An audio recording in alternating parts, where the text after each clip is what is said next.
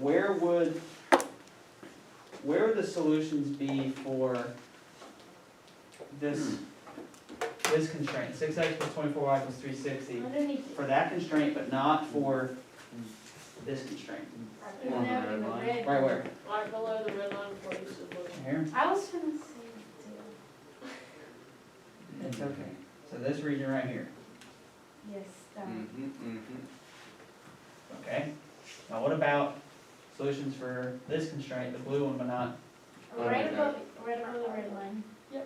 No, it'd be under the blue line. Well, no, okay, it would be right under the blue line above the red. Yeah, because it works for the blue and not the red. Exactly, so right in here, right? Yes. Okay, now where are all of the solutions for this? Underneath. Did y'all already talk through the points that they identified in 2 and 3? Oh, no, we didn't. Let's start there. Let's start there. So now we actually kind of have a start on that. So someone tell me some of the points y'all found for works for one constraint but not the other constraint. I think that was for number 3, right? Number 3, yeah. Oh, I did 60, 0. 60, 0. Okay, so that's right here, I'm pretty sure. Give me another one. 0, 16. 0, 16, I'm pretty sure that's that point right there. 15, 11. 15, 11. So that's 15. What's it like right in here? I think so. Let's count it. Yeah, I think that's right. It's going by 1, ones. 2, 3, 4, 5, 6, 7, 8. I think it's that one right there. 50, 50, 0. Okay, now what, give me some of the points that worked for, satisfied both of the constraints. 11, 11. 11, 11. So about right there. And 2, 3, 4, 5, 6. So like right there. Thank you, that's easy. 1, 2, so it's like this one right here, I think. 2, 3, 4, 5, 6, 7, 8, 9. Yep. Give me one more. 0, 40. I mean, what is 40, 0? Yeah, 40, 0. 40, 0. That's gotta be this one right here. I gave you easy ones to work on. Thank you. So now, we see that this shaded region only works for one, not the other. Same with this shaded region.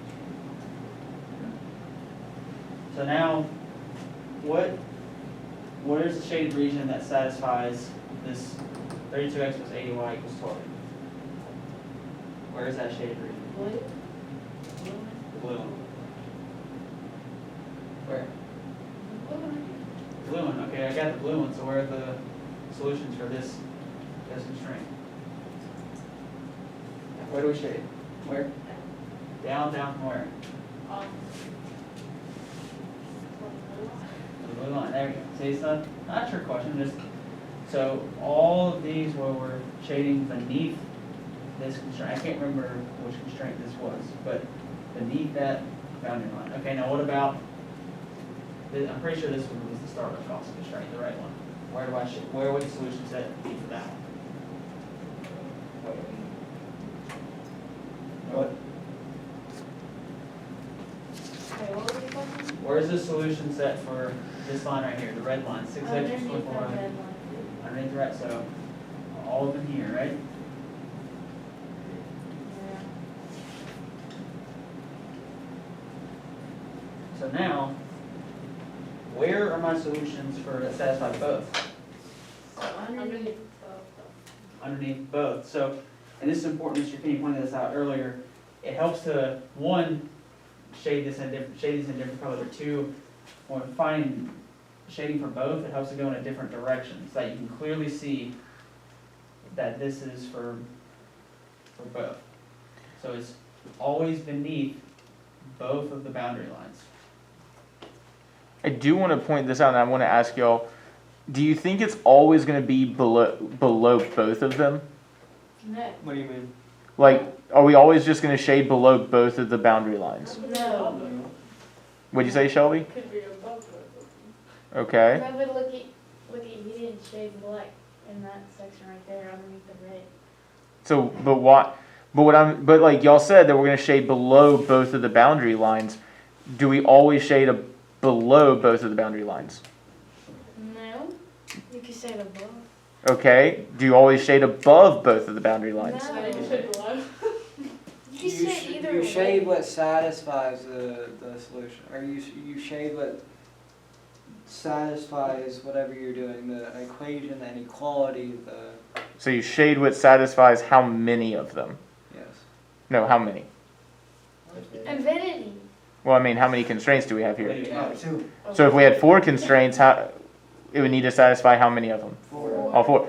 So please notice, do you see how Mr. Lipham is shading both the purple and the red together where he then shaded all the black? Where it's only shaded once, you don't want that. But where it is shaded both times, no matter where that region is, because it's actually possible for you to be above one boundary line but below the other. Notice we were shading below both of the boundary lines. That's why it was below. Does that make sense? Good with that idea? Questions, concerns, comments?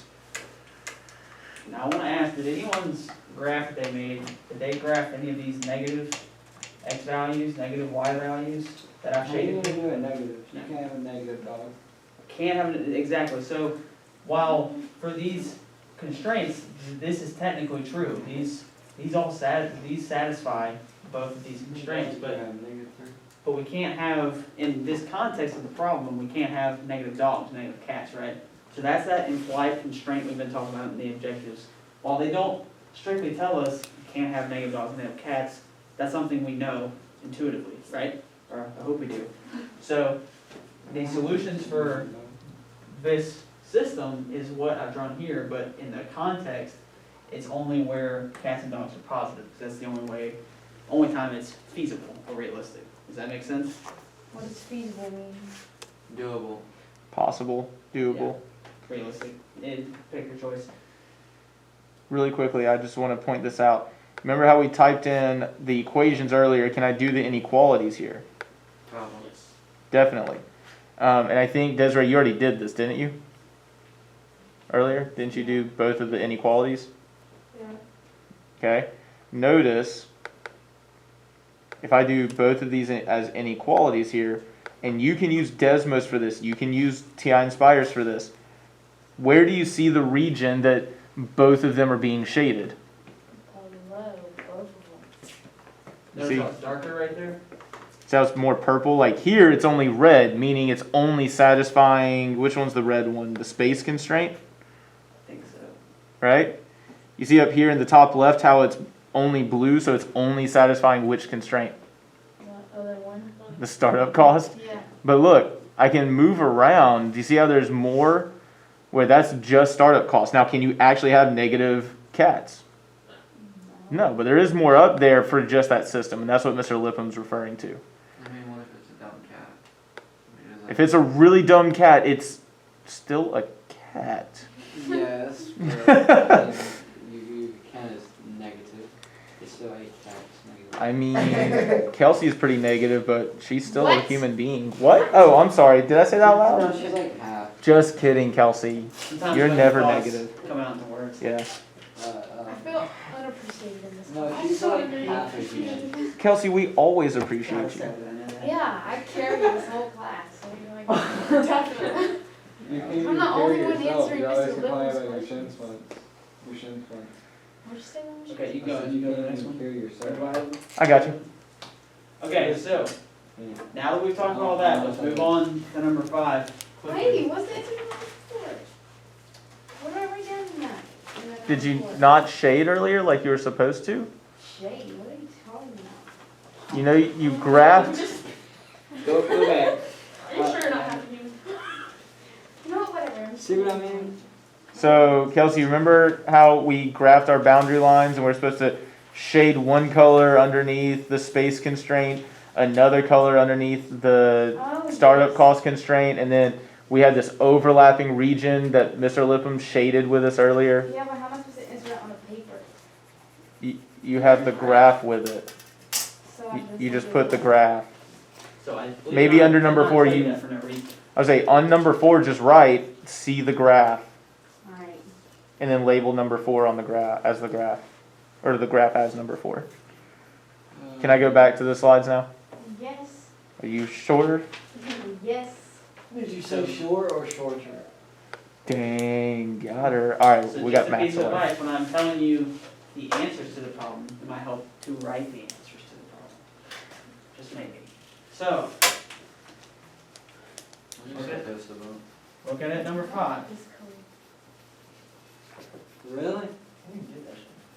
It was on my quiz. So, someone tell me what the space constraint was. Which one was that one? That was the one that was. 6x plus 24y is. Yeah. Yeah, and then 32x plus 80y. Okay, so now we have all 4 of these constraints now, and all 4 of these inequalities. How do we write this as a system of inequalities? Curly bracket. So, write this curly bracket, and then write all these inequalities. What the heck? What was that, what the heck for? No, Feeding time. Every what in the world? This is what we've already done in 5.4, I believe. We just decided to go ahead and write the constraints for you because we're nice and we wanted to speed things along. I don't remember putting that in the temporary. Well, the 5.4 that Mr. Lipham passed out at the beginning of class that has my own personal solutions on it, you're supposed to already have in your notebook. Oh, Kelsey, I lied. You were in quarantine. Oh, yeah, true. Excuse. There were videos posted on Schoology. There were I don't know. lessons posted on Schoology, slides. Nobody wishes us. So why does that curly bracket show that that's a system instead of just a list of random inequalities? Because. Shows they work together, and that's what a system does. So, once you have written down that system, I want you to look at number 6 and number 7. And make sure to pay attention to the directions. Number 6 is talking about all of the constraints, and number 7 is talking about some of them, but not all of them.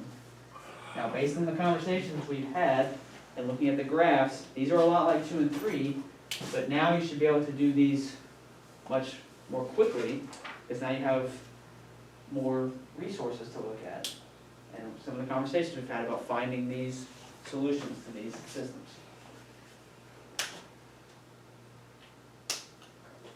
So once you've written that system, talk to your group, do number 6 and 7,